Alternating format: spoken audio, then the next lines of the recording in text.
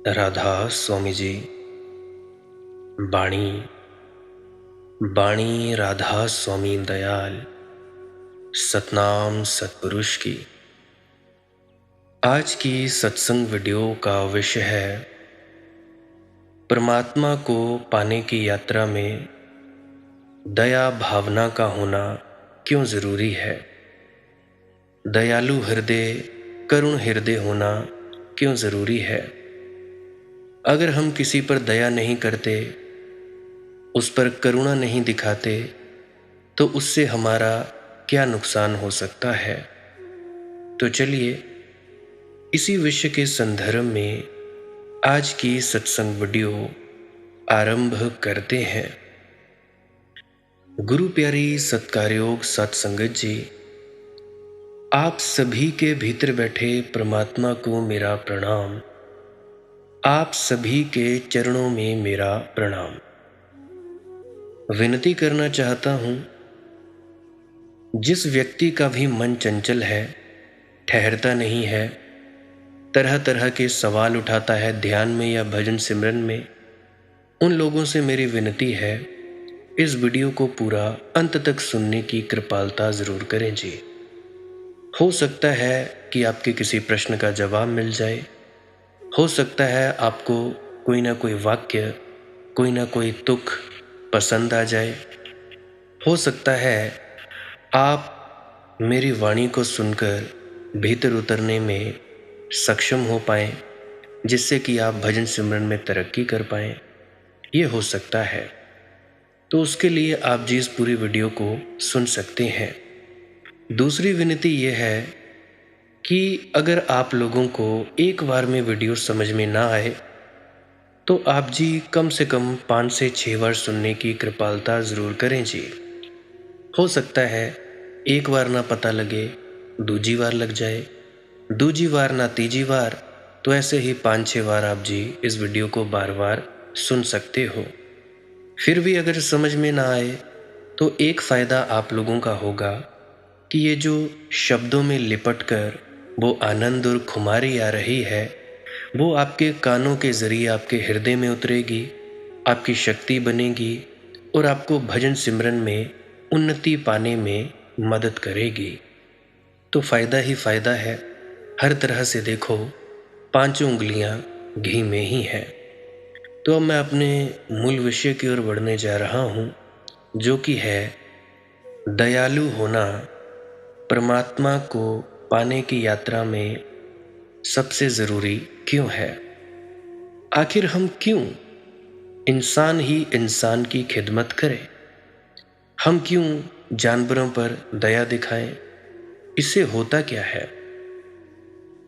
मुझे वाणी याद आती है संत कबीर जी की, और अभी मैं वाणी लूँगा संत वाजिद जी की भी। संत वाजिद जी की वाणी है, भूखे भोजन दियो ना नागा कापरा, हरि हाँ बिन दिया बाजिद पावे कहाँ बापरा। इसको आगे बढ़ने से पहले संत कबीर साहब जी की मुझे एक वाणी याद आती है।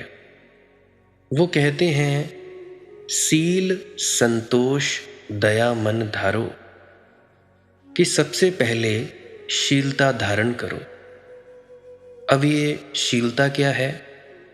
शीलता का मतलब है कि अपनी जो जन इंद्रियां हैं उसको ठंडा रखो, अपनी जो वासना है उसको अपने काबू में रखो, काबू के बाहर ना जाने दो।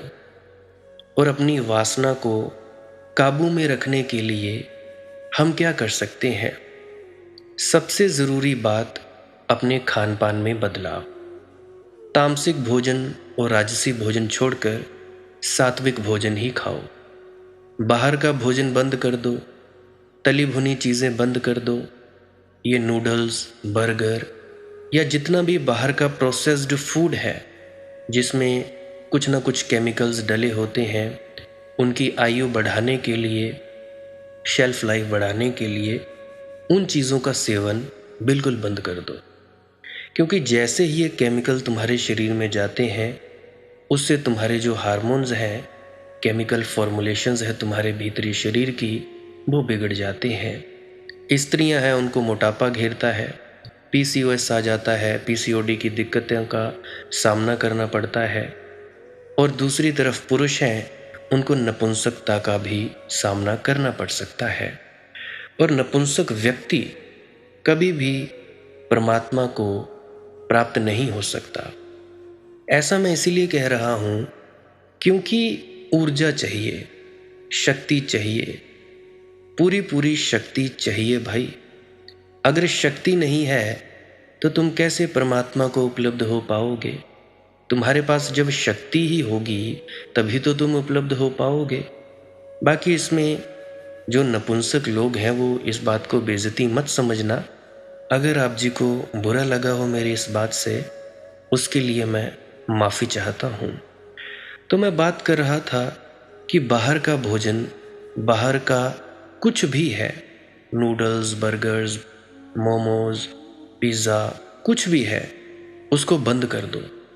बंद नहीं कर सकते तो कम से कम उसको कम कर दो।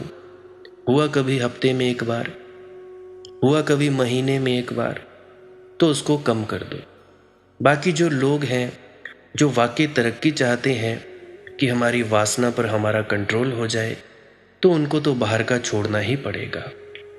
चाहते हैं कि भैया हमारा ये जो मूल चक्र है, ये स्वादिष्ठाना चक्र है, ये बंद जाए, तब तो भाई बाहर का खाना बंद कर दो। बाकी जो है वो कम कर दो। तो इससे आपके शरीर में सात्विक ऊर्जा का निर्माण होगा। और सात्विक ऊर्जा तभी काम करती है काम वासना के प्रति जब उसे ज़रूरत होती है। अब बच्चे चाहिए तो वासना का उपयोग ले लो, नहीं चाहिए तो उसको पड़ा रहने दो। ये ऐसे ही है जैसे बंदूक ले आए कहीं से, बंदूक ले आए, जब कभी ज़रूरत पड़ी तो चलाई, नहीं ज़रूरत पड़ी तो मत चलाओ। तो शीलता धारण करनी ही पड़ेगी। अगर तुम लोग ब्रह्मचारी नहीं हो सकते, मानसिक और शारीरिक ब्रह्मचारी, तो भैया भूल जाओ अध्यात्म, भूल जाओ परमात्मा की ओर बढ़ने की यात्रा। अब बहुत से लोग हैं जो शादीशुदा हैं, अब वो कहते हैं कि भाई हम क्या करें। वो भी भाई नियम से जियो। अगर नियम से चलोगे तब उसका भी फायदा हो जाएगा। ये ऐसे ही होगा कि महीने में तुम लोग मान लो एक दिन में 1 रुपया मिलता है और महीने में हो गई जी 30 या 31 रुपये। अगर हम 30 या 31 रुपये में से 1 या 2 रुपये खर्च भी कर देते हैं, तब भी हमारे पास 29 या 30 रुपये बच जाते हैं। हालांकि ज़्यादा मात्रा में हमारे पास पैसा बच जाता है। उसी प्रकार से ये शरीर की ऊर्जा है। अगर इसको बार बार बाहर ही निकालते जाओगे तो भैया भूल जाओ। तो शीलता धारण करो। पहली चीज़ मैंने बताई भोजन। अब दूसरी चीज़ है अपनी आँखों को उन दृश्यों से बचाओ जिससे तुम्हारे अंग उत्तेजित होते हैं। स्त्रियों के लिए भी कह रहा हूँ, पुरुषों के लिए भी कह रहा हूँ। हो सके तो इंस्टाग्राम को या तो डिलीट कर दो या बंद कर दो, या जो रील्स हैं जो सही नहीं है उनको नॉट इंटरेस्टेड कर दो। क्योंकि अगर बार बार वही दृश्य देखते जाओगे तो वो रिपीटेशन होगा, होता होता होता तुम लोग अपना ब्रह्मचर्य खंडित कर दोगे। तो मानसिक और शारीरिक ब्रह्मचर्य बड़ा ज़रूरी है। अगर ये चीज़ नहीं कर सकते फिर तो भाई जो मर्जी करते रहो, मेरे चाहे 2-2 3-3 दिन बैठते रहो, कुछ नहीं होने वाला। दूसरी चीज़ मैंने आपको बता दी कि भाई जो वीडियोज़ हैं इंस्टाग्राम पर आती हैं या जैसी भी तुम लोग सर्च करते हो, उसको भाई बंद ही कर दो या कम कर दो। ये शुरुआत में कह रहा हूँ। जो अभी ताजे हैं, बिगनर्स हैं, जिनको बहुत तंग करती है वासना, उनके लिए कह रहा हूँ।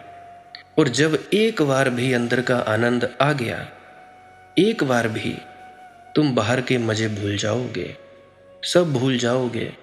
तुम कहोगे अरे ये भी कोई मज़ा है भाई, इसमें तो हमारी ऊर्जा नष्ट होती है। अब तुम लोगों में से बहुतों का ये अनुभव होगा कि भैया जब भी हमारी ऊर्जा अंदर से बाहर जाती है तो कईयों के सिर में दर्द होता है, कईयों को वो खुमारी महसूस होती है, वो खुमारी महसूस होनी कम हो जाती है, या कईयों का मन नहीं लगता। तुम लोगों के मन चलायमान इसीलिए हैं क्योंकि तुम लोग अपनी ऊर्जा का पूरी तरह से गलत उपयोग कर रहे हो। ऊर्जा का उपयोग तो क्या करना, बाहर ही फेंके जा रहे हो। तो उस ऊर्जा की पूर्ति के लिए तुम लोग बादाम खा सकते हो, और भी बहुत सारी चीज़ें हैं जिससे तुम्हारी ऊर्जा की पूर्ति हो सकती है। पौष्टिक भोजन खाओ भैया, पौष्टिक भोजन खाओ, घी खाओ, दूध पी लो। उससे तुम्हारी जो भरपाई है, वो ब्रह्मचर्य जो नष्ट किया है वो भरपाई हो जाएगी। बाकी गूगल कर लेना, तुम लोगों को बड़ी सारी चीज़ें मिल जाएंगी। क्योंकि भाई ऊर्जा के बिना तुम्हारे अंदर साहस पैदा नहीं होगा। और हो सके तो चीनी का कम से कम उपयोग करो। ये जो तुम कोल्ड ड्रिंक्स पीते हो या जो भी बाहर पिज़्ज़े बर्गर खाते हो, ज़्यादा से ज़्यादा खाओगे तो भैया उनमें चीनी ही होती है। चीनी ज़्यादा होगी तो तुम्हारे शरीर में दिक्कतों का तुम्हें सामना करना पड़ सकता है। लीवर फेल हो जाएगा, शुगर हो जाएगी जिसको मधुमेह कहते हैं, मोटापा आ जाएगा, बहुत सारी बीमारियां तुम्हें घेर लेंगी। चीनी को या तो कम से कम कर दो, वाइट शुगर जो सफ़ेद क्रिस्टल आते हैं उसको कम कर दो या बंद ही कर दो। गुड़ या शक्कर का उपयोग करो। अगर गुड़ या शक्कर का उपयोग करना शुरू कर दोगे तो आज नकली बन रहा है, मतलब मिक्स कर रहे हो, धीरे धीरे इसमें बढ़िया चीज़ आनी शुरू हो जाएगी। तो चीनी का उपयोग भाई कम कर दो। तो जो बाहर की चीज़ें हैं वो भी मैंने आपको बता दी, और सबसे कारगर चीज़ जो ब्रह्मचर्य में सबसे फायदेमंद है वो है श्वास क्रिया। वीडियो के अंत में बताऊंगा, वैसे अभी थोड़ा सा बता देता हूँ। श्वास क्रिया में नाक से सांस लेना होता है और मुंह से छोड़ देना होता है। रोज़ सुबह 10-15 मिनट करो या 5-10 मिनट करो। इससे क्या होगा, तुम्हारी जो नीचे की ऊर्जा होगी नाभि चक्र के पास नीचे, ये ऊपर की तरफ चली जाएगी। ध्यान में बैठोगे तो नीचे ऊर्जा बचेगी ही नहीं। नीचे नहीं बचेगी, गर्मी नहीं बचेगी, तो तुम्हारे नीचे के अंगों को ऊर्जा मिलेगी नहीं, सीधी दिमाग में जो ओज कहते हैं जिसको, उसमें तब्दील होके चली जाएगी। तो सबसे पहला कदम है शीलता। काम की जगह शीलता आ जाएगी। दूसरी चीज़ संतोष।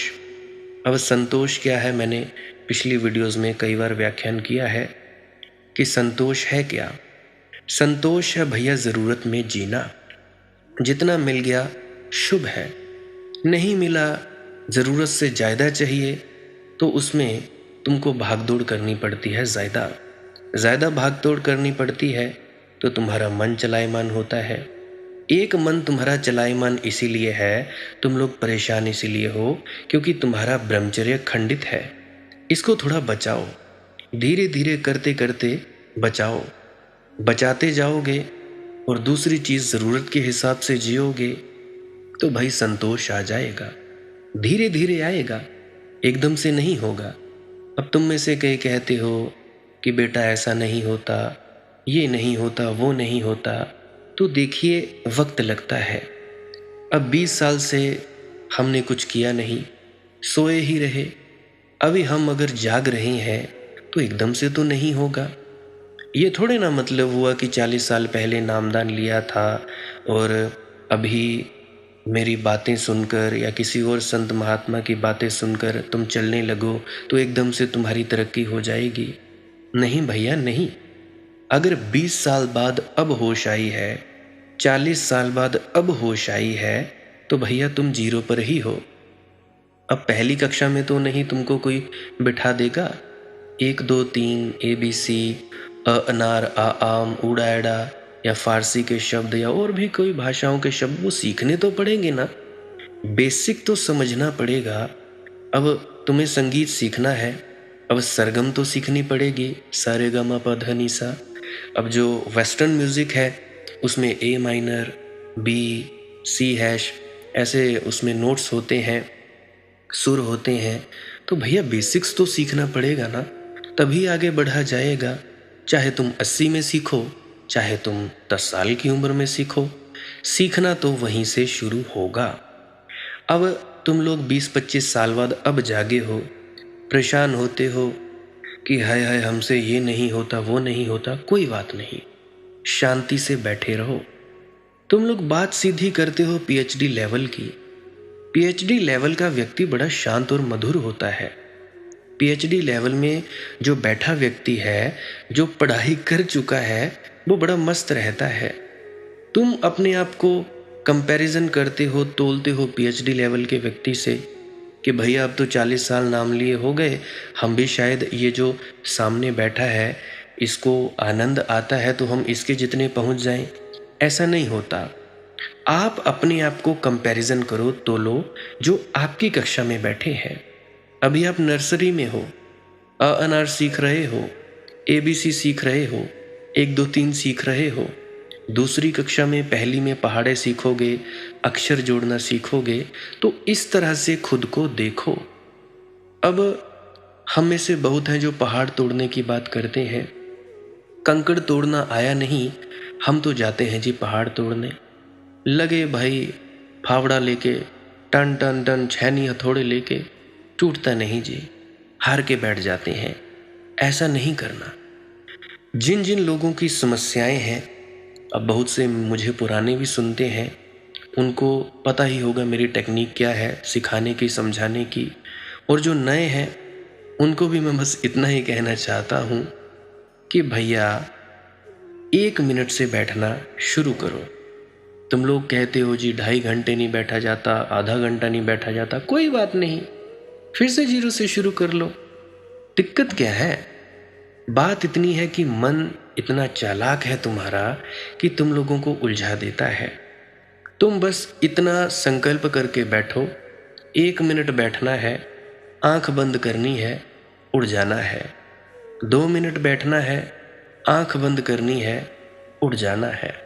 या 10 मिनट बैठना है, आंख बंद करनी है, उड़ जाना है। बस इतनी सी तो बात है। कब तुम्हारे 2 मिनट से 2 घंटे होंगे या 20 घंटे हो जाएंगे, तुम लोगों को पता नहीं लगेगा। देखो भाई, पूरी रोटी को एकदम से मुंह में नहीं डाला जाता। पूरी रोटी को आप एकदम से कैसे मुंह में डाल सकते हो? मुंह साइज तो उसका उतना ही है ना। अब खिचड़ी है, धीरे धीरे खाया जाता है, रोटी को तोड़ तोड़ के खाया जाता है, तभी तो खत्म होती है ना। हम में से बहुत यही गलती करते हैं कि भैया हमने तो 2.5 घंटे बोला था हमारे गुरु महाराज ने, तो हमसे बैठा नहीं जाता। मैं तुम लोगों से सवाल पूछता हूँ, जब तुमने नामदान लिया था आज से 20 साल पहले, 15 या 10, जितने भी साल पहले, तो क्या तब तुम 2-2.5 घंटे बैठ पाते थे? बिल्कुल नहीं। शुरुआत की होगी 15 मिनट से, 20 मिनट से, फिर धीरे धीरे बढ़े हो गए, फिर छोड़ दिया, फिर बड़े हो गए, फिर छोड़ दिया, फिर बड़े, ऐसे ही हुआ है ना। तो कोई बात नहीं, अब फिर से हम नर्सरी में बैठ जाते हैं, शून्य कक्षा में बैठ जाते हैं। शून्य कक्षा में कोई भी अपने आप से उम्मीद नहीं करनी कि ये जो शरीर है ये 2.5 घंटे बैठेगा, 3 बैठेगा, या जो होगा सो होगा ना। कोई उम्मीदें नहीं पालनी। बस इतनी उम्मीद पालो कि बस ये चौकड़ी मारकर बैठे और उड़ जाओ। आंख बंद करो और उड़ जाओ। अब आप लोगों में से कईयों को थोड़ी दिक्कतें होंगी, कईयों को डिस्क प्रॉब्लम होगी, कईयों को टांग दर्द करती होगी, टांग मोड़ नहीं सकते, तो वो अपनी अपनी सुविधा अनुसार कर सकते हैं। टांग सीधी करनी सीधी कर लो, डिस्क प्रॉब्लम है तो लेट जाओ, सोफे पे बैठना सोफे पे बैठो, जहां आपको सही लगे वहां बैठो, कोई बात नहीं। अभी कुछ भी नहीं बिगड़ा है भाई। एक दिन भी अगर किसी की जिंदगी में है और अगर उस व्यक्ति ने मुझे सुना है और एक दिन भी अगर सही ढंग से मेरे कहे मुताबिक वो व्यक्ति बैठ जाए, तब भी बहुत ही ज़्यादा आगे बढ़ा। वो एक दिन बाद मर जाए, वो संस्कार अगले जन्म में भी काम करेगा। वो संस्कार जो वो एक दिन भी बैठा, चाहे तुम्हारी मौत को 2 दिन हो, चाहे हो आधा घंटा। अभी मुझे सुन रहे हो तो मुझे सुनकर 1-2 मिनट बैठो, बैठो, बस कुछ नहीं करना है।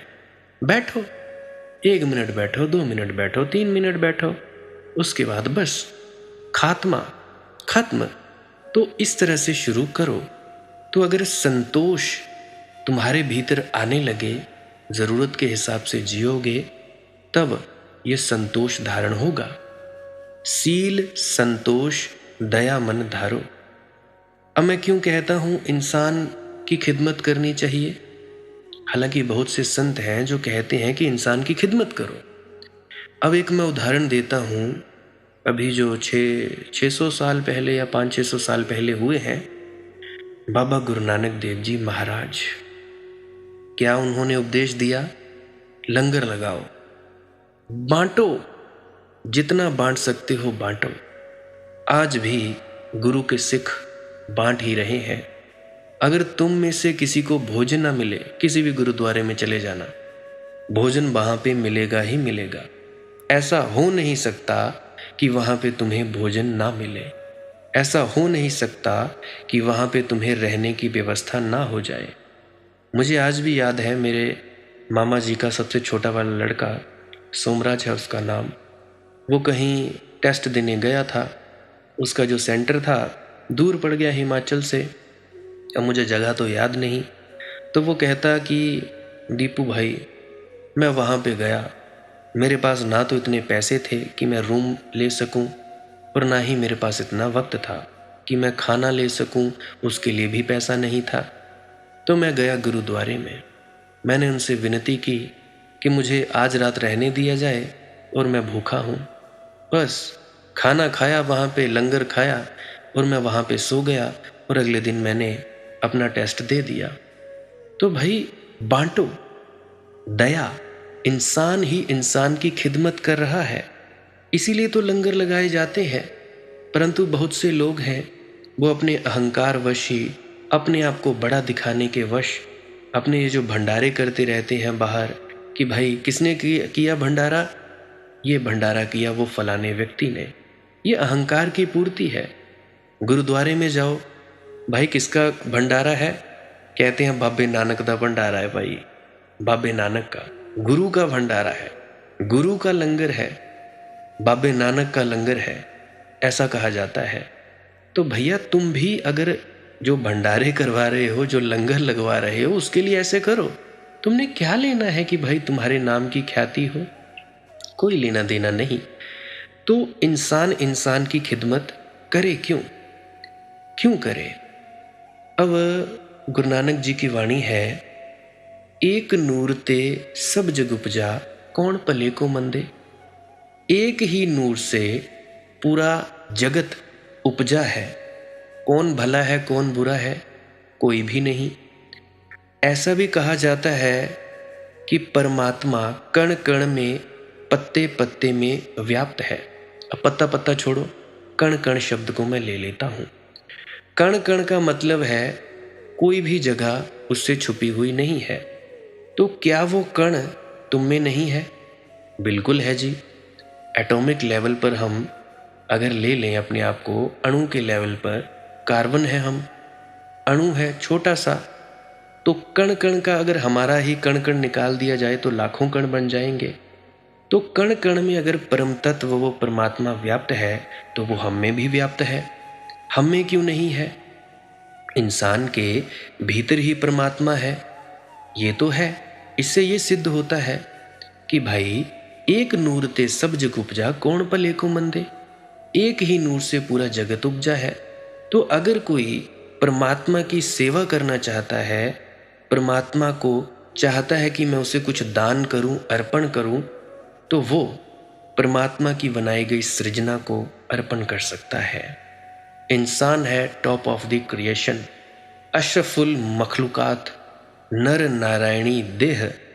अब इंसान इंसान की खिदमत करे, इंसान को दया भावना करे, अपनी दया दिखाए, तो उससे क्या होगा? इंसान तृप्त, बोलेगा भला हो तेरा बच्चा। मुझे आज भी याद है, मैं पानी पिलाने जाया करता था खेतों में दोपहरी।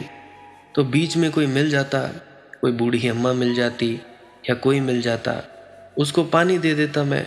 तो वो पानी पी के कहती, बच्चा तेरा भला हो, बच्चा मैनू बड़ी थ्या थी लगी हो, बड़ा भला हो तेरा, मतलब मुझे बड़ी प्यास सी लगी हुई, भला हो तेरा। तो वो ऐसा कहती। तो भाई अगर इंसान इंसान की खिदमत करने लगे तो वो परमात्मा की खिदमत करने लग सकता है। अब हमने इंसानों तक ही सीमित नहीं रह जाना है, हमने जानवरों, पशु पक्षियों, जितनी भी कायनात है उन सब की देखभाल करनी है, क्योंकि यहाँ हर कोई एक दूसरे का उपयोग कर रहा है।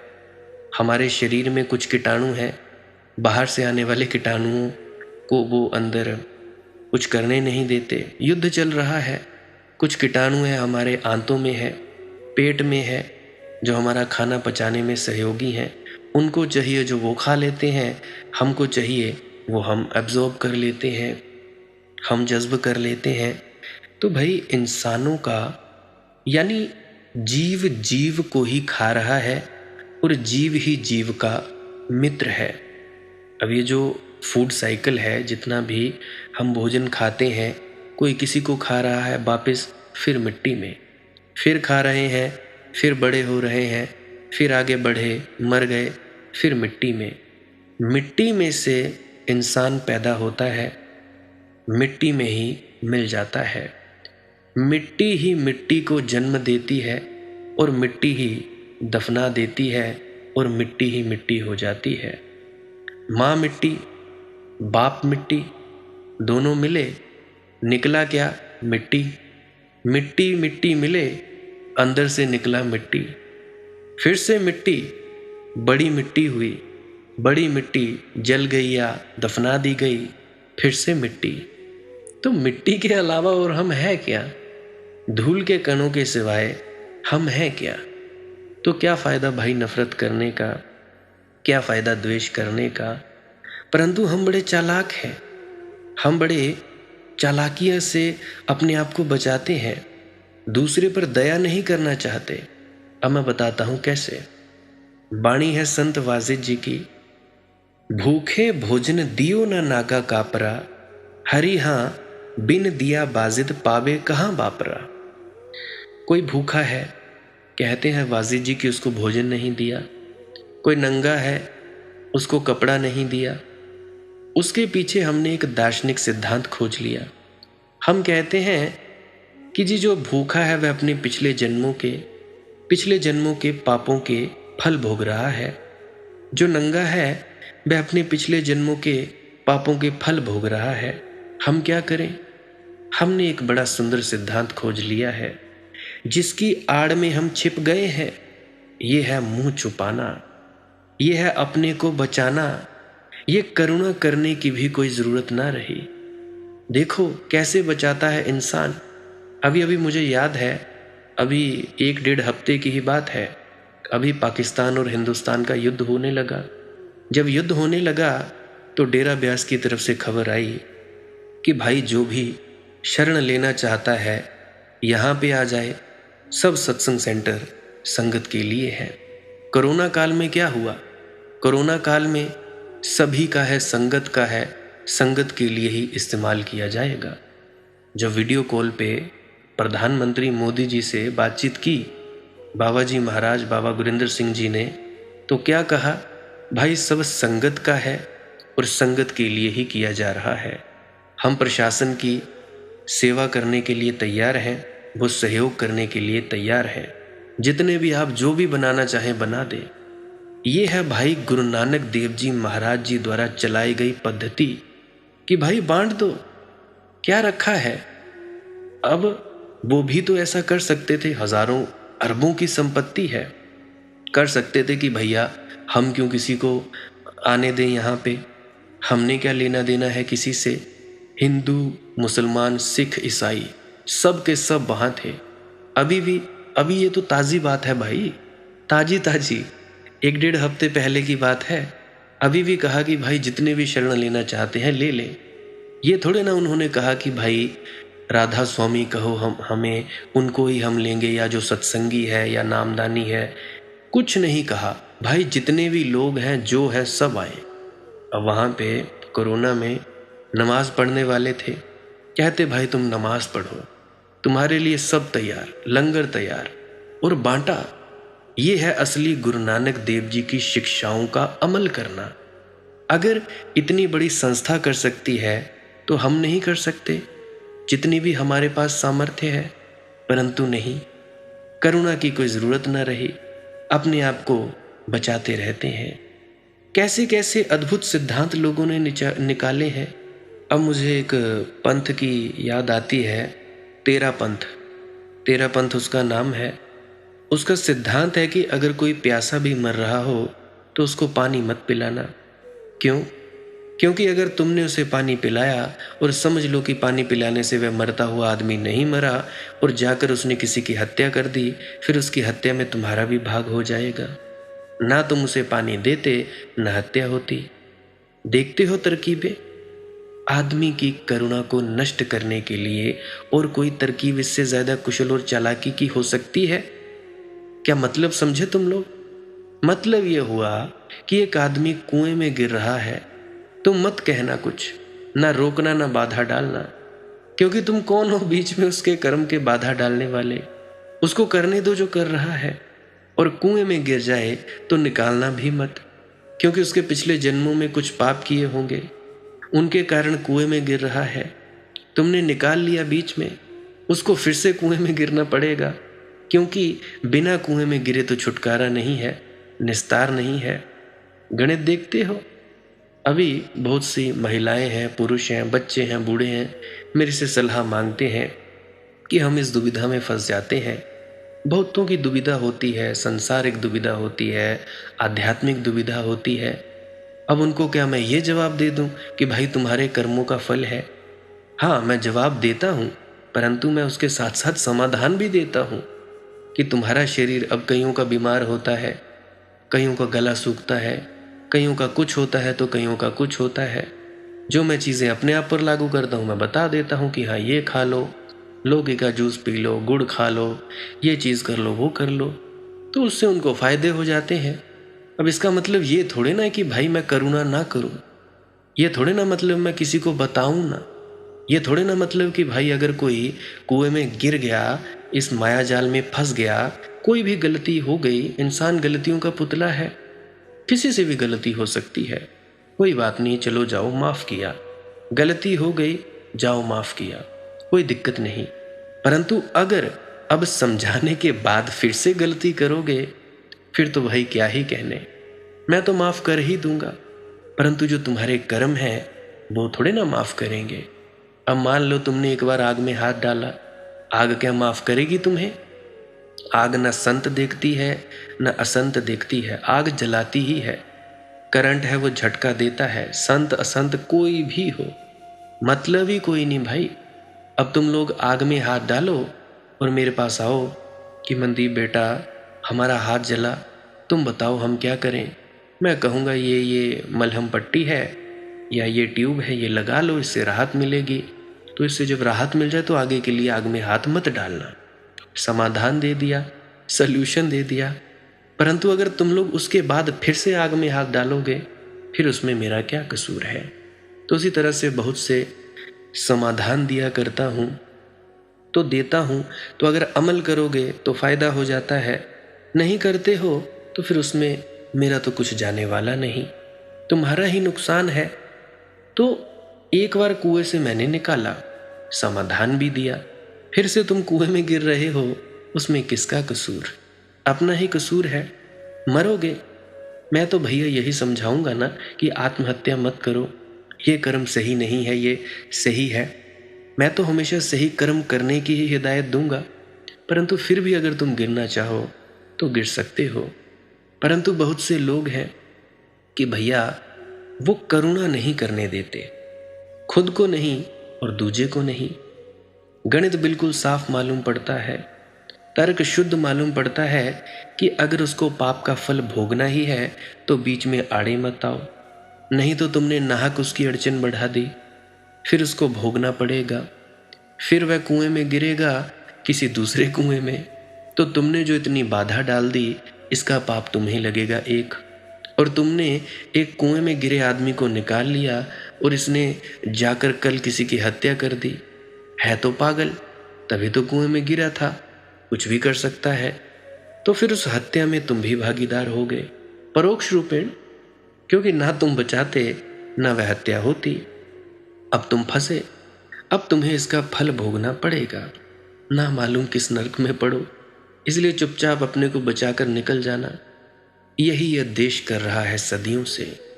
हर एक व्यक्ति अपने अपने को बचाने में लगा है कि किसी तरह अपना आवागमन छूट जाए, किसी तरह अपने कर्मों का जाल छूट जाए। बाकी सब जहां जाना है जाएं, उनका वे समझें। हम यहाँ कहते बहुत हैं बातें प्रेम की, प्रार्थना की, परमात्मा की, लेकिन अगर हम गौर से देखें तो इस देश ने लोगों को जितना स्वार्थी बनाया है उतना किसी देश ने नहीं बनाया। और स्वार्थ का आधार क्या है? मैं अपनी देखूं, तुम अपनी देखो। मुझे अपने कर्मों के जाल से छूटना है, तुम्हें अपने कर्मों के जाल से छूटना है। ना तुम मेरे संगी साथी हो, ना मैं तुम्हारा संगी साथी हूं।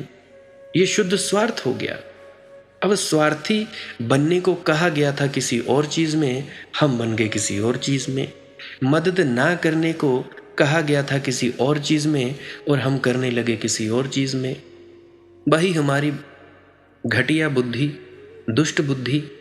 अब है तो तुम्हारी बुद्धि ना।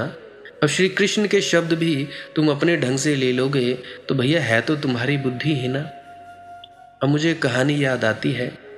टिल्लू भाई रोज गीता पढ़ते थे। रोज गीता पढ़ते थे तो उसने अपने बच्चे को कहा कि ये तू बाहर खेलता रहता है, चल गीता पढ़ ले। गीता पढ़ने लगा, गीता पढ़ ली, और अगले ही दिन उसने कुछ सीख लिया गीता से कि श्री कृष्ण क्या कहते हैं। बंदूक ले आया कहीं से, बंदूक ले आया, टिल्लू भैया के सामने तान दी। टिल्लू भैया कहते भाई ये क्या कर रहे हो? कहता है भाई कुछ नहीं। टिल्लू भैया कहते कि भाई मैं मर जाऊंगा। तो बच्चा कहने लगा आत्मा तो अजर है, अमर है, तुम नहीं मरोगे। अब भाई आत्मा तो मरेगी नहीं, तुम्हारा शरीर जाएगा।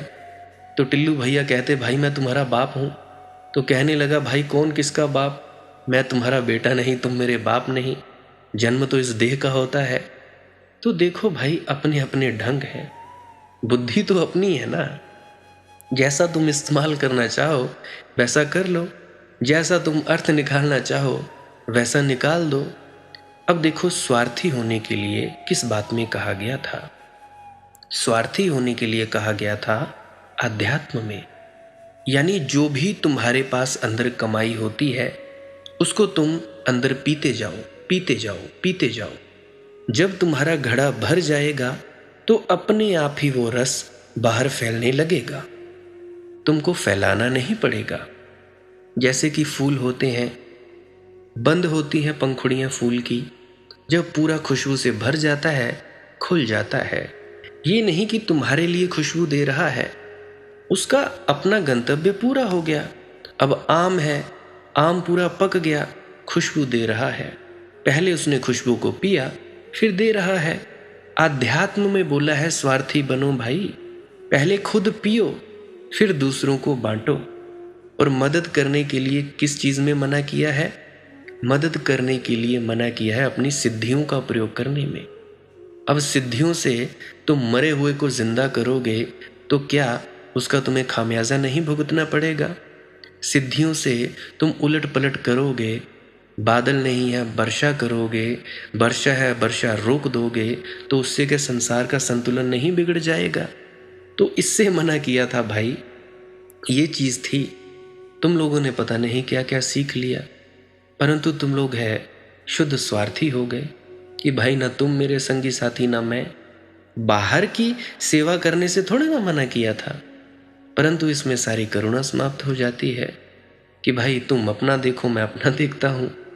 इसमें हृदय की सारी ऊष्मा खो जाती है। तुम हो गए पत्थर, ठंडे बर्फ के पत्थर जैसे ठंडे। तुम्हारे जीवन में कैसे धर्म का बीज अंकुरित होगा? तो वाजिद कहते हैं थोड़ी करुणा लाओ, थोड़ा प्रेम जगाओ। आगे वाजिद जी की वाणी है, जल में झीणा जीव था नहीं कोय रे, बिन छाणिया जल पिया पाप बहु होए रे, काठै कपड़े छाण नीर कू पीजिए, हरि हाँ वाजिद जीवाणी जल माही जुगत सू कीजिए। कहते हैं करुणा पूर्वक जियो, न केवल मनुष्य के प्रति, पशुओं के प्रति, पौधों के प्रति, छोटे छोटे जीवाणुओं के प्रति। पानी भी छान कर पियो, उसमें भी बहुत जीवन है, उनको नष्ट मत करो। जितना बन सके उतना जीवन का सम्मान करो, सत्कार करो। जितना बन सके उतना जीवन को सहारा दो, सहयोग दो, क्योंकि ये सारा जीवन एक ही जीवन है। यहाँ किसी को चोट पहुंचानी, अपने को ही चोट पहुंचानी है। अब बायां हाथ दाएं हाथ में मुक्का मार दे, या तुम्हारी बाईं टांग दाईं टांग से टकरा जाए, यानी या तुम्हारा जो दांत है वो तुम्हारी जीभ काट ले, दर्द किसको होगा? तुम ही को। तुम्हारा ही दांत और तुम ही को ही काट ले रहा है, तुम्हारी ही जीभ, तुम्हारा दांत। दुख किसे हुआ? तुम्हें ही हुआ।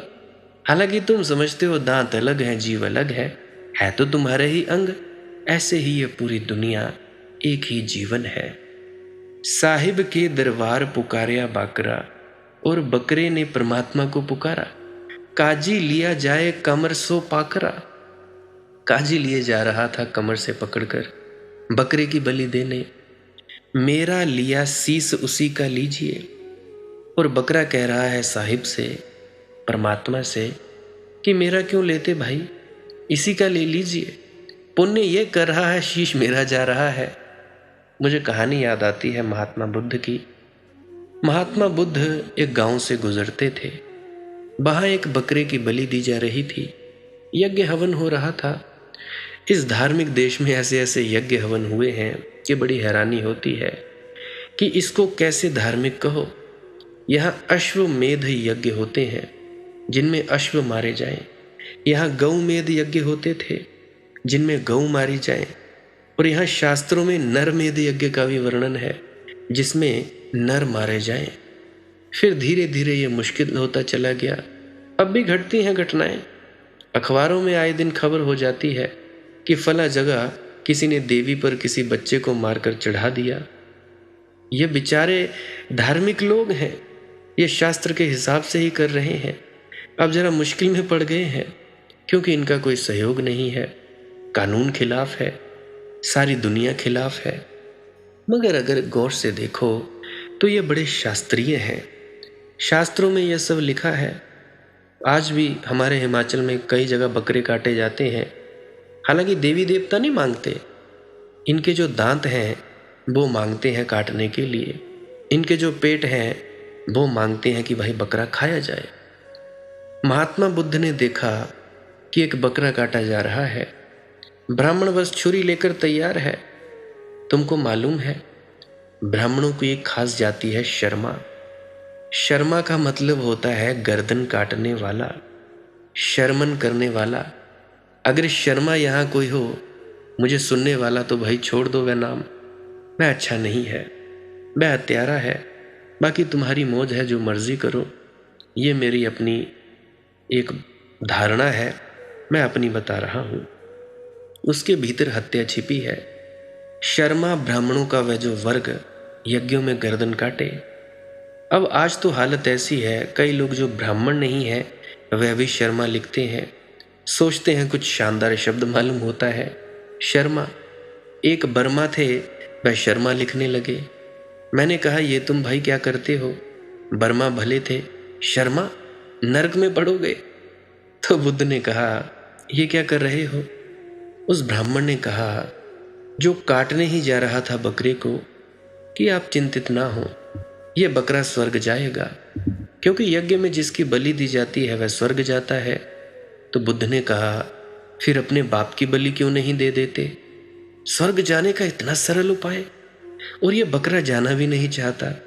यह बकरा चिल्ला रहा है, पैं पैं करे जा रहा है, भाग रहा है, यह जाना नहीं चाहता। अपने पिताजी को भेज दो, या खुद ही चले जाओ, या अपने बेटे को। जब स्वर्ग जाने का ऐसा शौक चढ़ा है तो बेचारा बकरा क्यों जाए? बकरे को क्यों भेज रहे हो भैया? इसने कब कहा कि मुझे स्वर्ग जाना है? उसकी कोई आकांक्षा नहीं, कोई लालसा नहीं। ये मजे से जी रहा है, ये बिल्कुल मस्त है, ये स्वर्ग में ही है, हालांकि तुम नरक में हो। साहिब के दरबार पुकारिया बाकरा, काजी लिया जाए कमर सो पाकरा। मेरा लिया शीस उसी का लीजिए, हर यहाँ वाजिद राव रंक ना न्याव बराबर कीजिए। वह बकरा कह रहा है कि प्रभु कुछ तो न्याय करो, ये क्या अन्याय हो रहा है? मुझे जाना नहीं, मैं भेजा जा रहा हूँ। इनको जाना है, ये खुद जा नहीं रहे, मुझको भेज रहे हैं। पाहन पड़ गई रेत राख दिन धोबही, छाले पड़ गए हाथ मूंड गही रोवही। जाको जोई स्वभाव जाई है जीव सू, हरि हाँ नीम ना मीठी होए सींच गुड़ घीव सू। ये बड़ा महत्वपूर्ण वचन है। वे कहते हैं प्रत्येक व्यक्ति अपने स्वभाव से जी रहा है।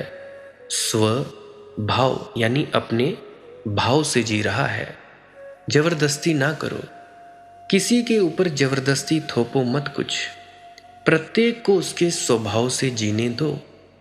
जाको जोई स्वभाव जाई है जीव सू। अपने अपने स्वभाव से प्रत्येक जीव जी रहा है, अपने अपने स्वभाव से परमात्मा की यात्रा पर जा रहा है। हरि हाँ नीम ना मीठी होए सींच गुड़ घीव सू। तुम गुड़ डालो और घी डालो तो भी नीम मीठी नहीं होगी। मीठी होने की जरूरत भी नहीं है। नीम का कड़वापन उसका स्वभाव है। कड़वेपन में कुछ बुराई भी नहीं है। सच तो ये है, औषधि शास्त्र के अनुसार नीम से ज्यादा बहुमूल्य कोई औषधि नहीं है। तुमने कहानी पंचतंत्र की सुनी होगी, नहीं सुनी होगी तो मैं फिर से सुना देता हूं कि 4 पंडित काशी से पढ़कर लौटते थे तो सब अलग अलग विद्याओं में निष्णात थे। जब एक जंगल में ठहरे तो उन्होंने सोचा अब हम भोजन बनाएं। तो उसमें जो व्यक्ति औषधि शास्त्र का ज्ञाता था, वनस्पति शास्त्र का ज्ञाता, उसने कहा कि भाई तू जाकर या तो बाजार से सब्जी खरीद ला, पास में कोई गांव हो या जंगल से, क्योंकि तू वनस्पति शास्त्र का ज्ञाता है। तो वह बेचारा गया और नीम तोड़ लाया। क्योंकि वनस्पति शास्त्र का ज्ञाता था, नीम से ज़्यादा तो श्रेष्ठ कोई वनस्पति है नहीं, क्योंकि इसमें तो इतने गुण हैं। खून को शुद्ध करे, उम्र बढ़ाए, वृद्ध को जवान करे। उसने बहुत सोचा। पंडित तो पंडित से ज़्यादा मूढ़ कोई आदमी नहीं होता। हालांकि मैंने सत्संगकर्ताओं को बहुतों को देखा, मिला भी कईयों से जो अपने आप को समझते हैं कि हम पहुंच गए हैं, परंतु मैंने उनसे मूढ़ व्यक्ति कोई नहीं देखा। मैं सोचता हूँ जब मैं उनसे बात करता कि भाई देखता हूँ कि क्या इनकी कोई यात्रा है। आंखों में देखता हूँ कोई चमक नहीं। सबसे ज़्यादा अहंकारी वे, सबसे ज़्यादा कामी वे, मोह करने वाले वे। तो ये तो हाल है। बिरले ही होंगे जो भीतर की यात्रा कर रहे होंगे। तो पंडित से ज़्यादा कोई मूढ़ आदमी नहीं होता। तो जो व्याकरण का ज्ञाता था उसको छोड़ गए थे कि तू भाई चूल्हा जमा कर रख, चूल्हा जला दे। तू शब्द शास्त्र का ज्ञाता है, तो जो पानी तू चढ़ाएगा चूल्हे पर तो खच खड़ खड़ खड़ खड़ ऐसी आवाज़ आती है ना, कि जब पानी चढ़ाते हैं, आप बहुतों को पता ही होगा, गर्म करते होंगे, खदबद खदबद की आवाज़ आ गई। तो तू ठीक से संगीत उत्पन्न करना ताकि भोजन भी सुंदर बने। जब खदबद खदबद शुरू हुई तो पंडित ने सोचा कि ये तो कोई शब्द है नहीं, और शास्त्र में कहा है अशब्द को ना बोलना ना सुनना, क्योंकि अशब्द जो सुने वह भी पाप का भागीदार है। और ये अशब्द मालूम होता है, या कोई शब्द तो हमने देखा ही नहीं। खदबद खदबद ये क्या कोई शब्द है? उसने उठाकर एक डंडा जोर से मारा, उस बर्तन को तोड़ ताड़ कर फेंक दिया। उसने कहा कि अशब्द को सुनना, ना ना ना ना ना। और यही गति हुई। जो दर्शन शास्त्री था उसको भेजा था तो घी खरीद ला, क्योंकि दर्शन शास्त्र की किताबों में यह उल्लेख बहुत आता है कि घी पात्र को संभालता है, कि पात्र घी को संभालता है। कौन किसको संभालता है, कौन मूल है, और तो घी का ज्ञाता है। इतने दिन से पढ़ते पढ़ते दर्शन शास्त्र अब तो तुझे पता चल ही गया होगा कि कौन किसको संभालता है। वह गया, पढ़ा तो उसने बहुत था, लेकिन कभी प्रयोग करके नहीं देखा था। रास्ते में सोचने लगा कि पढ़ा तो बहुत, पढ़ने से कुछ निष्कर्ष भी हाथ नहीं आया। पात्र संभालता घी को कि घी संभालता पात्र को, आज करके ही देख लूं। उसने उल्टा दिया पात्र, सारा घी नीचे गिर गया। उसने कहा कि सिद्ध हो गया कि पात्र ही संभालता है। ऐसे ही तुम्हारी मूढ़ताएं हैं। किताबें पढ़ लेते हो और सोचते हो हम गुणी ज्ञानी हो गए, प्रैक्टिकल किया नहीं, भीतर गए नहीं और सोचते हैं कि जी हम आलम फाजल हो गए। ऐसा ही तुम लोगों का हाल है। और जब प्रैक्टिकल आता है कहते हो हाय हाय हाय हाय, मरने का डर लगता है, ओहो बुरे डरावने सपने आते हैं, ना ना ना ना ना ना, बड़ा डर लगता है। ऐसा ही है। तो उसकी बात मैं बता रहा हूँ। तो वो व्यक्ति बड़ा प्रसन्न खाली पात्र लिए लौटा जिसने घी उड़ेल दिया था। पांडित्य से जो जीना चाहेंगे उनकी जिंदगी में यही परिणाम होते हैं। प्रत्येक का अपना स्वभाव है, प्रत्येक को उसके स्वभाव से जीने की स्वतंत्रता दो। जबरदस्ती दूसरों के ऊपर आचरण न थोपो, उनके अंतस को आविर्भूत होने दो, क्योंकि जिस दिन वे अपने स्वभाव में परिपूर्ण स्थिर हो जाएंगे उसी दिन परमात्मा को उपलब्ध हो जाएंगे। सतगुरु शरणे आयक तामस त्यागिए, बुरी भली कह जाए उठ नहीं लागिए। उठ लाग्या में राड़ राड़ में मीच है, हरि हाँ जा घर प्रगटै क्रोध, सोई घर नीच है। प्रेम की चर्चा करने में स्वाभाविक है कि क्रोध की चर्चा आ जाए, क्योंकि प्रेम का ठीक विपरीत है क्रोध। सतगुरु शरणे आयक तामस त्यागिए, यानी जब सदगुरु की शरण में आओ तो आलस्य छोड़ देना, तंद्रा छोड़ देना, मूर्छा छोड़ देना, होश पूर्वक बैठना। सत्संग उसी को उपलब्ध होता है जो होश पूर्वक बैठता है। जो सोया सोया बैठा रहता है उसे सत्संग उपलब्ध नहीं होता। जो बैठे बैठे जवाई लेता रहता है उसे सत्संग उपलब्ध नहीं होता। सत्संग उसी को उपलब्ध होता है जो जागृत है, जो सचेत है, सावधान है, क्योंकि गुरु जो है वह सावधानी का परम रूप है। तुम भी थोड़े सावधान हो जाओ तो संबंध जुड़े, तुम भी थोड़े उस जैसे हो जाओ तो नाता जुड़े, पुल बने।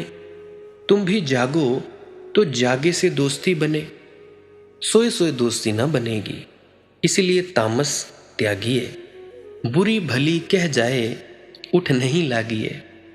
और एक बात का ख्याल रख लेना कि कोई बुरा भला कह दे तो उठकर जवाब देने की कोई ज़रूरत नहीं। उसका स्वभाव है, उसने बुरा भला कहा है, इससे तुमसे कुछ भी नहीं कहा है। उसने सिर्फ अपना स्वभाव प्रकट किया है, उसकी वह जाने। तुम उत्तर देने मत पड़ जाना, उत्तर में पड़ गए कि तुम जाल में आ गए। महात्मा बुद्ध को किसी ने गालियां दी, बुद्ध ने सुनी और कहा कि तुम्हारी बात पूरी हो गई हो तो मैं जाऊं, मुझे दूसरे गांव जल्दी पहुंचना है। पर उस आदमी ने कहा हम गालियां दे रहे हैं, आपने कुछ उत्तर नहीं दिया। बुद्ध ने कहा अगर उत्तर चाहिए था तो 10 साल पहले आना था, अब तो मैं गालियां लेता नहीं तो उत्तर कैसे दूं भैया। तुमने दी तुम्हारी मर्जी, मैंने ली ही नहीं, इसलिए सवाल उत्तर देने का आता नहीं। जब तक मैं ना लूं तुम्हारी गाली व्यर्थ है। पिछले गांव में लोग मिठाइयाँ लेकर आए थे और मैंने कहा मेरा पेट भरा है, तो वे मिठाइयों के थाल वापस ले आए। तुम गालियाँ लेकर आए हो जो जिसके पास है। अब मैं कहता हूँ मेरा पेट भर चुका, मैं नहीं लेता, अब तुम क्या करोगे? ले जाओ वापस, मुझे तुम पर बड़ी दया आती है। ये गालियों से भरे थाल ले जाओ वापस, अभी मैं जल्दी में हूँ, दूसरे गांव पहुँचना है। अगर फिर भी तुम्हारा मन कुछ और रह गया हो देने का, भरा ना हो, तो जब मैं लौटूं तब तुम फिर यह थाल ले आना, और तब मैं थोड़ा ज़्यादा समय लेकर आऊँगा, बैठकर इस वृक्ष के नीचे तुम्हारी पूरी बात सुन लूँगा। कैसी गति ना हो गई होगी उस मनुष्य की। सोचो, बुरी भली कह जाए उठ नहीं लागिए, उठ लाग्या में राड़। जवाब दोगे तो झगड़ा खड़ा होगा, और झगड़े में हिंसा है, मृत्यु है। और मृत्यु और हिंसा यही तो अधार्मिक व्यक्ति के जीवन के ढंग हैं। जीता कम मरता ज्यादा, जीने कम देता है लोगों को, मारता ज्यादा है, ना खुद जीता है, ना किसी को जीने देता है। हरि हाँ जा घर प्रगटै क्रोध, सोई घर नीच है। और जिस घर में क्रोध प्रगटा वही सबसे नीचा है, वही नरक में गिर गया, और कोई नरक नहीं है। प्रेम स्वर्ग है, क्रोध नरक है। कह कह वचन कठोर, खरूंठ नहीं छोलिए। शीतल शांत स्वभाव, सबन सू बोलिए। आपन शीतल होए और भी कीजिए। हरि हाँ बलती में सुन, मीत ना पूला दीजिए। कहीं घास मत दो आग में और, वैसे ही कोई क्रोधित है, अब तुम कुछ और घास मत डालो उसकी आग में, अन्यथा और लपट बढ़ जाएगी। हरि हाँ बलती में सुन, मीत ना पूला दीजिए। जहां आग लगी हो वहां घास का पूला और मत डालो। वैसे ही कोई क्रुद्ध है, अब तुम और क्रोध मत करो। अगर हो सके शीतल शांत स्वभाव। जब कोई क्रोधित हो तब तुम शांत हो जाओ, शीतल हो जाओ। गिरने दो उसके तीर तुम्हारी शीतलता पर, बुझ जाएंगे। और ना केवल उसके अग्नि से भरे हुए तीर बुझ जाएंगे, तुम उसके जीवन को भी रूपांतरित करने का एक अवसर बन जाओगे। तुम्हारी शीतलता उसे छू लेगी, तुम्हारा प्रेम उसे छू लेगा। बड़ा भया सो कहा, बरस सो 60 का। घना पड़या तो कहा, चतुर्विद पाठ का। छापा तिलक बनाए कमंडल काठ का। हरि हाँ वाजिद एक न आया हाथ, पसेरी 8 का। देखो भैया, उम्र से कोई बड़ा नहीं होता। संत वाजिद जी कहते हैं कि तुम 100 साल के हो जाओ कि 60 साल के हो जाओ, उम्र से कोई बड़ा नहीं होता। बड़प्पन प्रेम से उपलब्ध होता है, शीलता से उपलब्ध होता है, गंभीर शांति से उपलब्ध होता है, प्रशांति से उपलब्ध होता है। उम्र से कोई संबंध बड़े होने का नहीं है।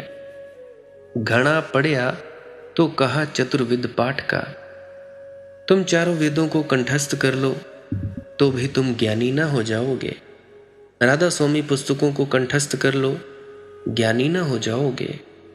ज्ञानी तो तुम्हारे भीतर निर्विचार चित्त में जन्मता है। ध्यान में ज्ञान का जन्म होता है। अब बहुत से ऐसे भोले वाले लोग हैं जो मुझे कहते हैं कि ये ज्ञान है, जो मैं बोल रहा हूं ये ज्ञान है। नहीं भैया, ये ज्ञान नहीं है, ये महज जानकारियां हैं जो मैं तुम लोगों को दे रहा हूं। ध्यान में है ज्ञान, अपने आप को जानना है, वो है ज्ञान। बाकी ये सब तो ऐसे ही है। हालांकि अगर बोलूं ना तो और क्या करूं। कहे वाजिद पुकार, सीख एक सुन रे। बस एक शून्य तुम सीख लो।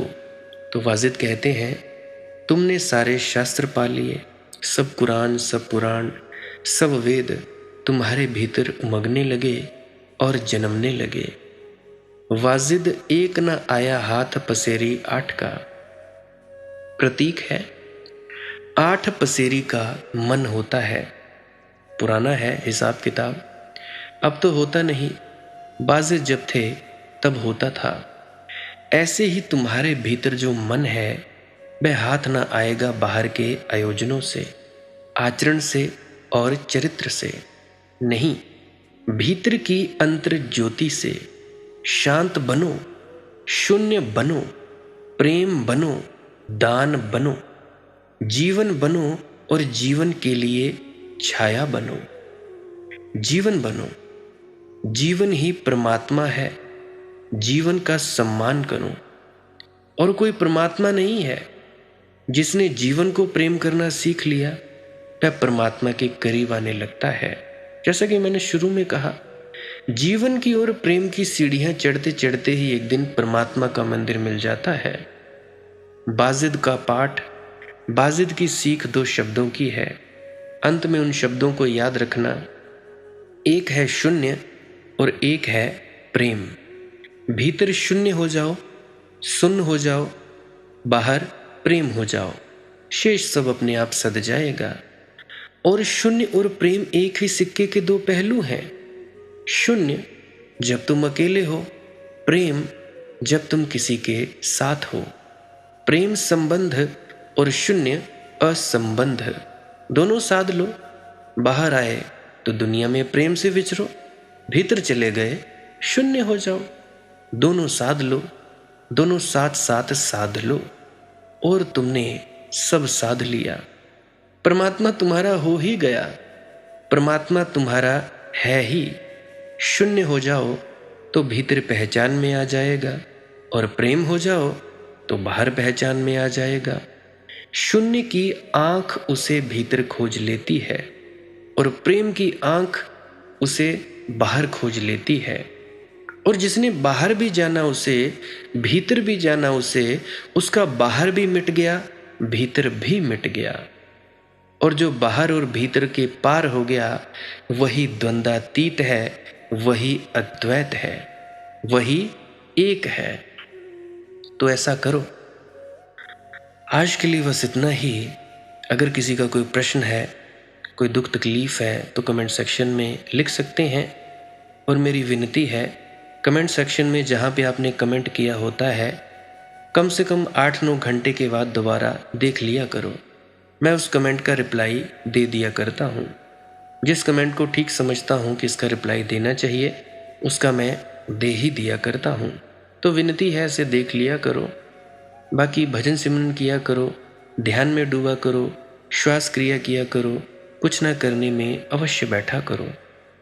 ये भजन सिमरन, श्वास क्रिया, ध्यान क्या है, इसके लिए मैं अभी क्लिप लगाए दे रहा हूँ। तो इस क्लिप को आप जी बड़े ध्यान से सुनना। भजन सिमरन क्या है? भजन और सिमरन 2 अंग हैं। सिमरन है कुछ शब्दों का जाप करना जो आपको आपके सद्गुरु द्वारा बताए जाते हैं। कोई भी जाप हो सकता है, कोई भी शब्द हो सकते हैं। करना क्या है? किसी कमरे में बैठ जाइए, या रात को बैठ सकते हैं, सुबह बैठ सकते हैं, या जब भी आपको फुर्सत के लम्हे मिले बैठ सकते हैं। तो जब बैठें तो शरीर को बिना हिलाए डुलाए बैठना है। जो बैठ नहीं सकता तो वो लेट जाए, जो चौकड़ी नहीं मार सकता वो टांगे सीधी कर ले। कोशिश ये रहनी चाहिए कि ज़्यादा से ज़्यादा वक्त शरीर को बिना हिलाए डुलाए बैठा जाए। उसके बाद अपने शब्दों का जाप शुरू कर दें। आंख बंद रखें, आंखों पर ज़्यादा जोर नहीं लगाना है, कोई कष्ट नहीं देना है, नहीं तो सर में दर्द होगा और फिर आप लोगों को परेशानी हो सकती है। तो आपने क्या करना है? चुपचाप शांत होकर बैठे रहना है, शब्दों का जाप शुरू कर देना है। जितनी देर भी आप करना चाहो, आधा घंटा, पौना घंटा, 10 मिनट, 15 मिनट, या जितने भी आपको आपके सद्गुरु द्वारा दिया गया निर्देश है, जितना निर्देश है उसका पालन कीजिए। और उसके बाद दूसरा स्टेप करना बड़ा ही ज़्यादा ज़रूरी है। वो क्या है? वो उसी अवस्था में बैठे रहें या आसन भी बदल सकते हैं। ये जो शब्दों का जाप होता है, ये एकाग्रता के लिए होता है, ताकि मन की एकाग्रता आ जाए। और जब मन की एकाग्रता आ जाए, फिर दूसरा कदम क्या है? धुन सुनने के लिए बैठना।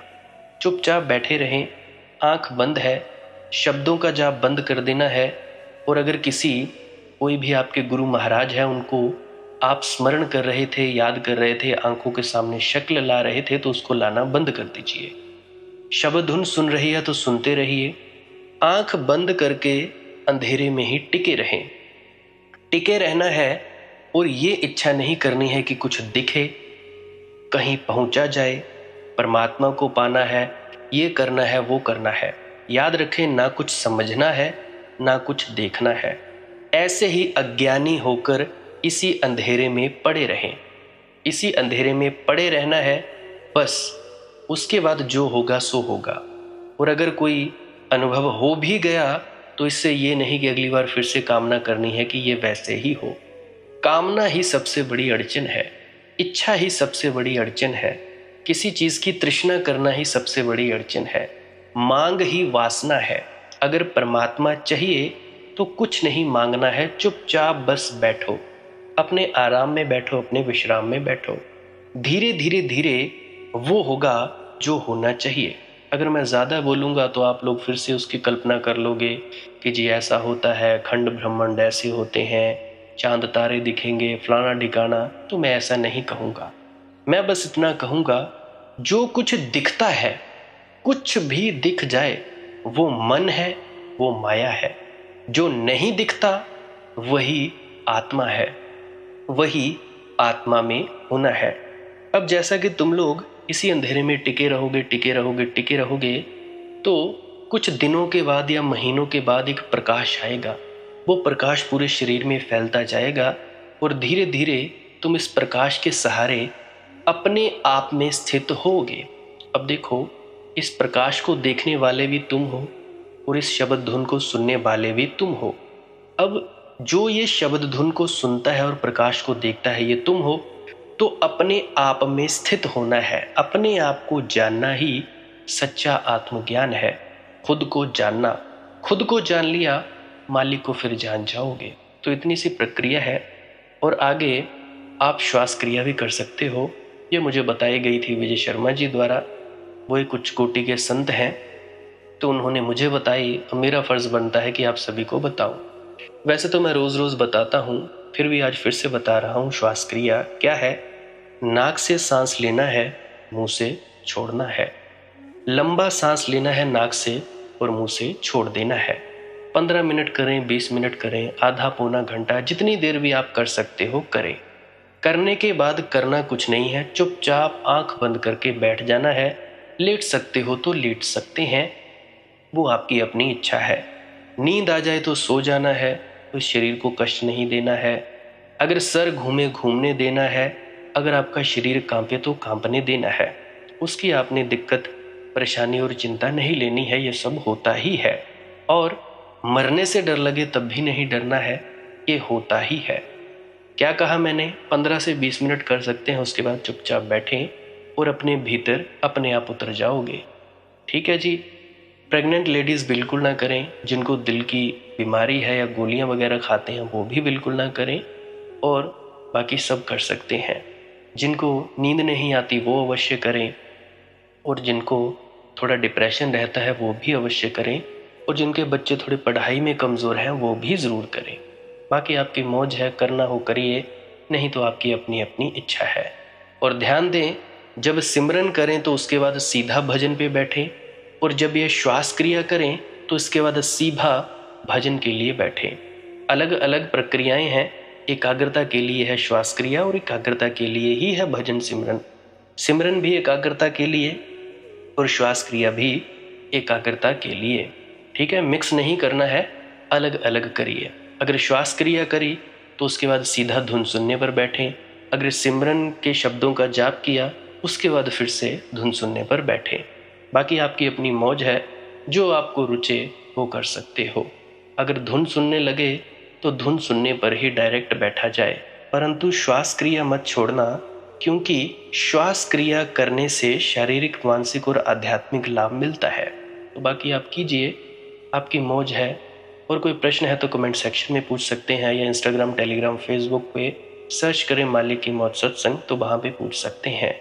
प्रश्न पूछने से पहले एक विनती, आप लोग पुरानी सत्संग वीडियोस को अवश्य सुनिए। क्या पता आपके प्रश्नों के जवाब मिल जाएं और आप अपने भीतर ध्यान में उतर जाएं। बाकी आपकी अपनी मौज है। लाइक कर सकते हैं इस वीडियो को अगर आपको कुछ सीखने को मिला है, और कमेंट सेक्शन में राधा स्वामी ज़रूर लिखें। सब्सक्राइब कर सकते हैं इस चैनल को अगर रोज़ रोज़ नए नए सत्संग सुनना चाहते हैं। और बाकी आप सत्संग लगा के छोड़ दीजिए, और बस छोड़ दीजिए।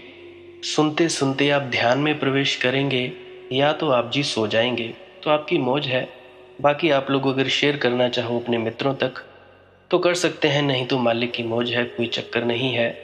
आप मुझे इतने अंत तक सुनते हो, इतने अंत तक सुनने के लिए आपका बहुत बहुत शुक्रिया, बहुत बहुत धन्यवाद। और मुबारक हो आप लोगों ने जो आनंद प्राप्त किया। अब मैं अपने गुरु महाराज को प्रणाम करता हूँ। आप सभी के भीतर बैठे परमात्मा को भी प्रणाम करता हूँ। मेरा प्रणाम स्वीकार करें। राधा स्वामी जी।